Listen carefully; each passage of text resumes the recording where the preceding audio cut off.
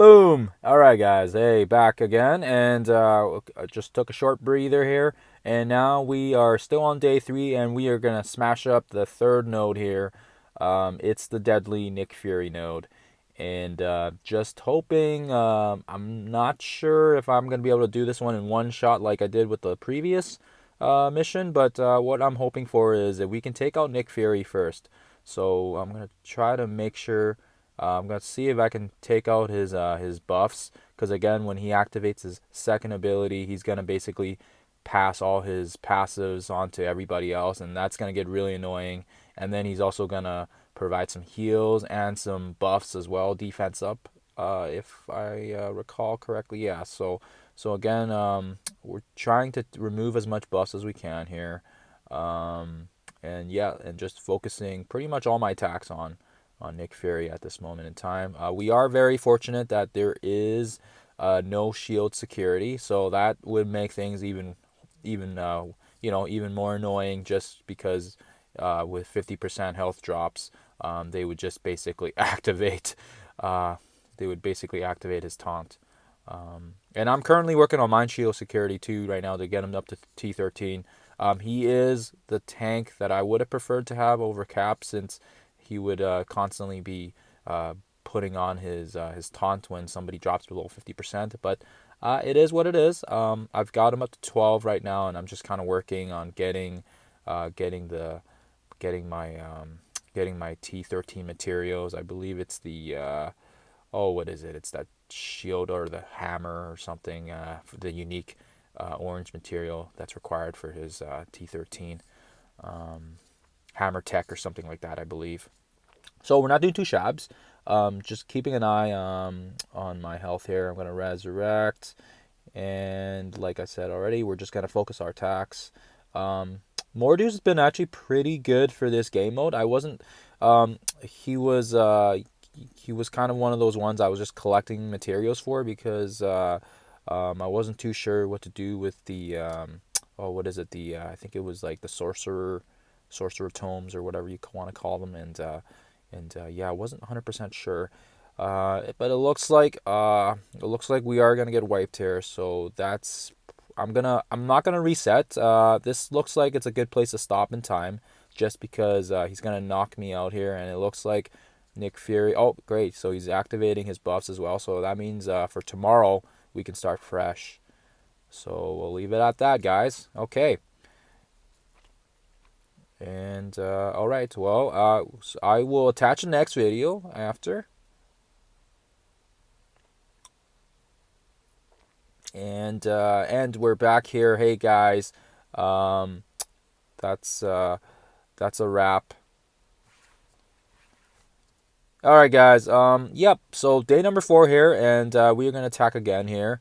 We did some decent amount of damage from the previous vid, and from the looks of things, we should be able to clear out Fury with this one and hopefully do some good damage. I'm hoping we can clear these guys out, because there is only 13 of them, and right now we've got 6 on the board. So clearing these guys out will bring on the next wave. But yeah, we should be able to take out Nick Fury. With the first couple hits here. I know Minerva's got her heal coming up here too in a couple rounds. That's great. And again, what do we want to go after?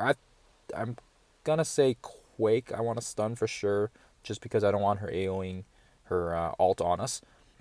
She's also quite annoying because of the fact that she slows everybody down. So again, I'm gonna aim for her. Black Widow's also annoying too with her stun, but I still feel like I still feel like I'm gonna focus. Actually, you know what? Yeah, let's change things up here. I'm gonna see if I can focus on her. This should hurt and give us some nice buffs back. And again, Black Widow's gonna go invis, of course. So we're gonna go for. Let's see here, some other units here. I'm not gonna aim for Quake. I'm sure an AOE will take her out. So we're gonna leave her alone, and we are just gonna. Oh, there we go. Now she's back. So we're gonna aim at Black Widow again, and again defense up. I've been pretty amazed so far with the durability of the team. I wasn't too sure with the one taunt from Cap, but Groot's been a nice little intermediate, kind of an intermittent tank slash healer, because obviously he can defense up and provide a bit of heals, and then obviously if I had Raccoon, he could also provide a taunt as well. But unfortunately, he's also T12, and I'm waiting for those palladium, or what do you want to? I forget the material, but yeah, one of the T12 unique materials that we need. And again, it's just been, yeah, just I think I'm 7 or 8 out of 12, and yeah, it's just kind of near the edge there for him as well. Um, and I should have, what happened was I focused more of my gold on my ABCs, on my basic catalysts, and that's probably the issue there. I should have spent more time trying to get my T12 materials, and it is what it is. This is the team I've got going right now, and it's making best out of the effort with it. So it hasn't been too bad so far. We were able to take out the first couple of nodes, not too bad in the first couple of days here, so that's good. And like I said, we just got to slowly grind. My initial thought process was just getting into Fear the Darkness. I mean, just I was everyone in our alliance is starting to basically get enough characters to get in there, and obviously you want to get there, you want to get your leg in there as soon as you can, because obviously each day, even if you can just slowly chip away at their health, it's progress, right? It's progress for Ultron, and Ultron in Alliance Wars has just been, he has just been awesome on defense. And obviously we want to make sure more of our members can get him on our defending teams, because then they can provide extra cushion for those teams. He is just a beast basically to fight against, so that's why everyone's trying to get into this game mode. And he's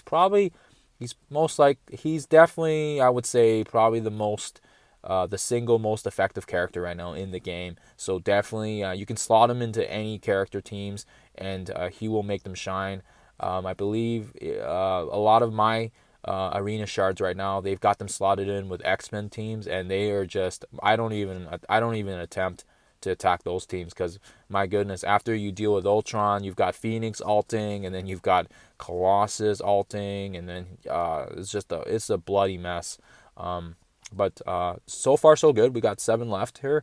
We've taken out Quake, we've taken out Black Widow, and yeah, like most of these guys, these shield assault guys don't do too much damage, so that's good. We've got lots of cushion too from the defense ups from Groot and Cap, so that's given us quite a bit of nice cushion right now in terms of damage. And most likely, once I knock out a couple more of these guys, I'll start saving my alts for the next wave. But yeah, so far so good. And yeah, I'm gonna just aim for whoever's low here, so we can go for the trooper. And yeah, like I said, just getting in those 5 T13 characters into the game mode is most likely the best route to go. They don't, obviously, I keep preaching this over and over, but Minerva is definitely a must. The other 4 characters, they can kind of range. Go with a tank for sure. Obviously Cap or Juggernaut or Shield Security if you've got him. Obviously I would say he's probably the gold standard. Thanos is good too. I'm still working on him as well. I've got him up to T12, and I'm still waiting for his material. I think he shares the same unique material with Rocket, so that's why it's annoying, because you basically have to make a judgment call there. Do you want to go with Rocket, or do you want to go with Thanos? So I mean, yeah. So I did pick quite a bit of these characters that I know for sure that didn't compete with a lot of those other materials. So again, with for example Yondu, he had the Uru's uh, unique material that puts him up to T13. And the only other characters that were competing with him were like Loki and Ultimus, and I think there was, I don't know, Hand Sentry or some rando unit. And I was like, well, out of those ones, which ones are gonna fare the best? I mean, Ultimus, you don't really have him at 7 stars. And then obviously my Loki isn't too bad, but in terms of actual utility and debuffs, I felt like Yondu was more of a a stronger choice, just because he has the AOE. He can bring out the minions. He can also dish out some additional heals if needed with minions. He can also bring out more AOE damage. His piercing damage is also really handy, and then just his natural debuff from his first skill. And I've seen that come in handy really, really well, especially in this game mode. The first node, I mean, he was ripping buffs off. In this node, he was ripping buffs off of Nick Fury. So I mean, yeah, for sure. I kind of made that judgment call. Same with Mordo. I believe his was like that superior magic tome or whatever it was called. And the other characters just didn't seem that feasible for this game mode. And it's nice he didn't really compete with too many other characters for that material. Actually, I think Hans Sentry might have been one of the guys that he was competing with for this unique material. So yeah, so I went with Mordo instead, just because he provides utility, stun, heal block, and just he can provide debuffs as well. So no, I made that call and said, yeah, I'll level him up, and yeah, like I said, you're gonna have to just kind of look around and see what's in the store. I mean, when it's in the store, I always buy it for 72,000. So I always keep about a couple 100,000 in my gold supply just to make sure I can buy some of those materials when they pop up. And then the other times, just your war credits, right? So just keeping an eye on that war store and just buying those materials you need. And obviously, I think the most important one is that superior gamma radiation that you need for Minerva. And then I was also collecting the alien spores as well for Groot. And obviously, yeah, my end game here is to get more of that palladium or whatever it's called, and then the carb that you need for Rocket as well. So, or I might have those mixed up, but yeah, either way, just collecting those ones you need, because Star-Lord is a beast. Jessica Jones as well. She is just great for debuffs and providing energy and feeding it to the team. So I'm working on her as well. And yeah, and hopefully soon I'll get some more characters unlocked so I can do more than one attack. More than one team attack anyhow without recharging. So, but so far so good. We're on, let's see here, day 4, and we're on the node number 3. So pretty much a node a day almost, a little bit under, but obviously, I'm going to take, it looks like I should be able to take out this node, so we should be on node 4 today. So like I said, kind of nearing the end here, and what I'm going to do is I'm going to start saving my alts, so that way when we go into the next node, we can pretty much go in there with 100%. I like going in there knowing Minerva's alt is up and ready, so that way if something happens, it's like your holy shit card, you can pull it out when you need it. And obviously with this game mode, and because her alt's based on the percentage of health, it's just overpowered. It's ridiculous. I quickly orange materials upgraded that skill right away just so I can get more damage out of it. And obviously Minerva is definitely probably the best healer in the game. So I mean, when you get her up to T13, that's definitely the way to go. You want to make sure you're putting your resources into her as well.